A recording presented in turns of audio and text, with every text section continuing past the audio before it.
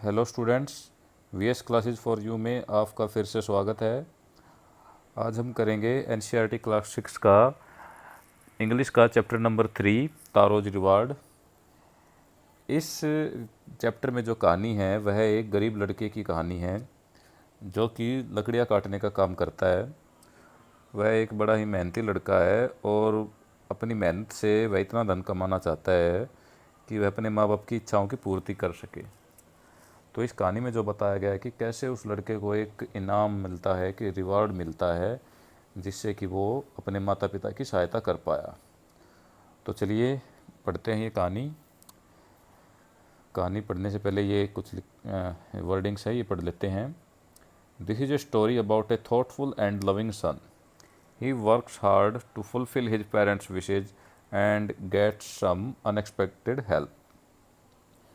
यह एक विचारशील और स्नेही पुत्र की कहानी है जो कि अपने माता पिता की इच्छाओं की पूर्ति के लिए बहुत सारी मेहनत करता है, और इसमें उसे कुछ अनएक्सपेक्टेड का मतलब है जिसकी हमें आशा ना हो, या जिसके बारे में हमने सोचा ही ना हो। तो कुछ अप्रत्याशित सहायता भी मिलती है।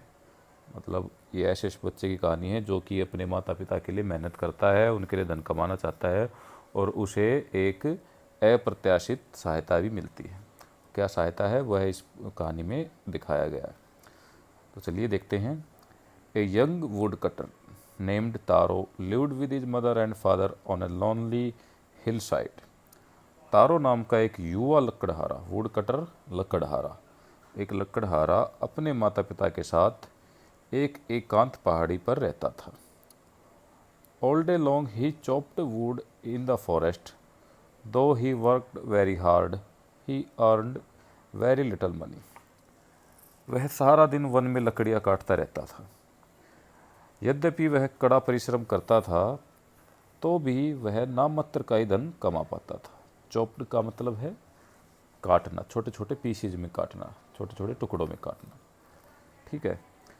This made him sad, for he was a thoughtful son and wanted to give his old parents everything they needed. वह कम धन कमा पाता था, इसलिए इस कारण वह काफ़ी उदास रहता था, क्योंकि वह एक विचारशील पुत्र था और अपने बूढ़े माता पिता के लिए और उनकी हर ज़रूरत को पूरी करने के लिए उनको हर चीज़ देना चाहता था। One evening when Taro and his parents were sitting in a corner of their hut, a strong wind began to blow. एक शाम जब तारो और उसके माता पिता अपनी झोपड़ी के कोने में बैठे थे, तभी तेज हवा चलने लगी। It whistled through the cracks of the hut and everyone felt very cold. ये झोपड़ी के छिद्रों, क्रैक्स का मतलब जो छोटी छोटी दरारें होती हैं, दरारों में से सीटी की आवाज़ पैदा करने लगी, और जो वहाँ पे झोपड़ी में जो भी वहाँ पे थे, प्रत्येक को बहुत ज़्यादा ठंड लगने लगी। Suddenly Taro's father said, I wish I had a cup of sake, it would warm me and do my old heart good. तभी अचानक से तारो के पिता ने कहा, काश मुझे साके, साके एक जापानी शराब को बोलते हैं, साके का एक प्याला मिल जाता तो यह मुझे गर्मी प्रदान करता और मेरे बूढ़े कमज़ोर दिल को फ़ायदा भी पहुंचाता, लाभ भी पहुंचाता। This made taro sadder then ever. यह बात सुनकर तारो को और अधिक दुख हुआ और वह और अधिक उदास हो गया। For the heart warming drink called sake was very expensive. क्योंकि दिल को गर्मी पहुंचाने वाली जो शराब थी साके, वह बहुत अधिक महंगी थी। How do I earn more money, he asked himself. उसने अपने आप से प्रश्न किया कि मैं और अधिक धन कैसे कमा सकता हूँ। How do I get a little sake for my poor old father. मैं अपने लाचार बूढ़े पिता के लिए थोड़ी सी साके कैसे प्राप्त कर सकता हूँ। He decided to work harder than before. उसने पहले से अधिक कड़ा परिश्रम करने का निर्णय लिया। Next morning Taro jumped out of bed earlier than usual. अगली सुबह तारो पहले की अपेक्षा जल्दी उठ गया। And made his way to the forest, और वन की ओर चल पड़ा।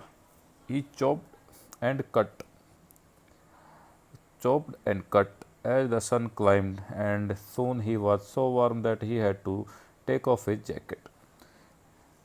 वह जंगल में गया और सूर्य चढ़ता गया और वह लकड़ियों पर लकड़ियाँ काटता गया। शीघ्र ही उसका शरीर इतना अधिक गर्म हो गया कि उसको अपनी जैकेट उतारनी पड़ी। Take off his jacket, take off का मतलब उतारनी पड़ी उसको।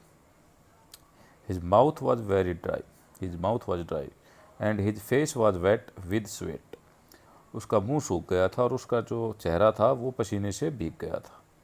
माई poor old father, he thought, if only he was a warm as I am. फिर उसने सोचा, मेरा बेचारा बूढ़ा पिता, काश उसका शरीर भी उतना ही गर्म होता जितना कि मेरा है। And wish that he began to chop even faster, thinking of the extra money he must earn to buy the sake to warm the old man's bone. यह सोचकर उसने और अधिक तेजी से लकड़ियाँ काटनी शुरू कर दी, क्योंकि उसे अतिरिक्त धन कमाना होगा जिससे वह अपने बूढ़े पिता की हड्डियों को गर्मी पहुंचा सके।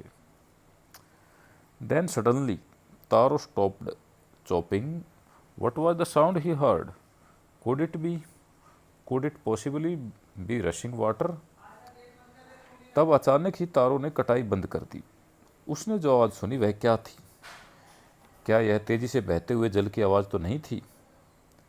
तारो not remember ever seeing or hearing a rushing stream in the part of the forest. तारो को यह याद नहीं था कि उसने वन के इस भाग में कभी तेजी से बहती हुई धारा को देखा या उसकी आवाज़ को सुना हो। He was thirsty.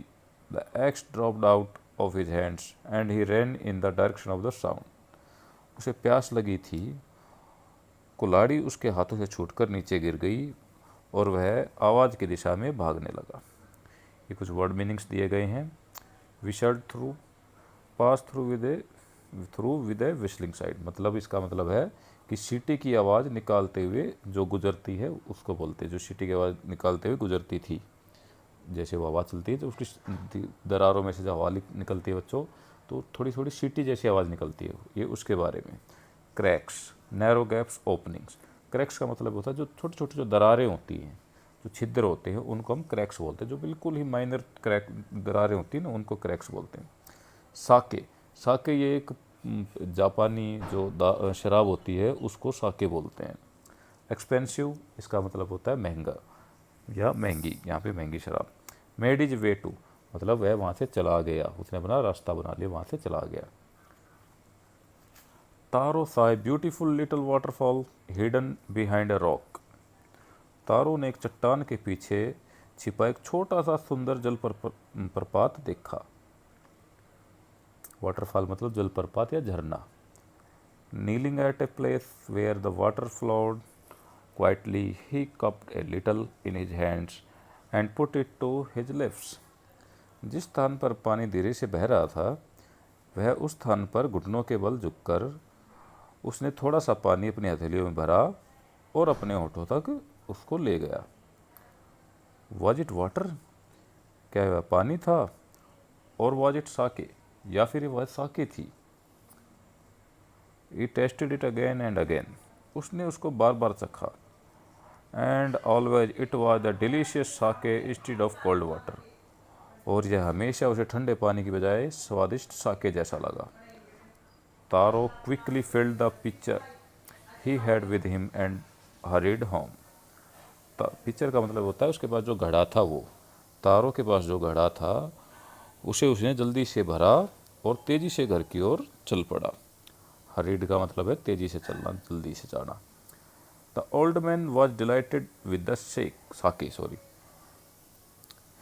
बूढ़ा आदमी साके पाकर अत्यधिक प्रसन्न हुआ। डिलाइटेड का मतलब होता है प्रसन्न होना। After only one swallow of the liquid he stopped shivering and did a little dance in the middle of the floor. थोड़ा सा जो था वो द्रव्य था, जो लिक्विड को हम द्रव्य बोलते हैं, पीने के बाद उस बूढ़े आदमी की कपकपी बंद हो गई और वह फर्श के बीच में जाकर थोड़ी देर के लिए नाचने लगा। तो बच्चों ये बाकी का हम कल करेंगे। ये फर्स्ट पार्ट आपने पढ़ लिया। इसमें हमें पता लगता है कि कैसे जो तारो था उसको जंगल में एक झरना मिलता है जिसमें साके नाम की जो कि जापानी शराब है वो उसको वहाँ पे मिली, और वह उसको घड़े में भरकर अपने घर ले आया और वह अपने पिताजी को पिलाता है। तो चलिए कल पढ़ेंगे इसके आगे आगे क्या होता है। आशा करता हूँ आपको यहाँ तक समझ में आया होगा। आप इसे अच्छे से घर पे पढ़िए, और कोई क्वेश्चन हो तो कल आप ये इस पर कमेंट्स में पूछ भी सकते हैं।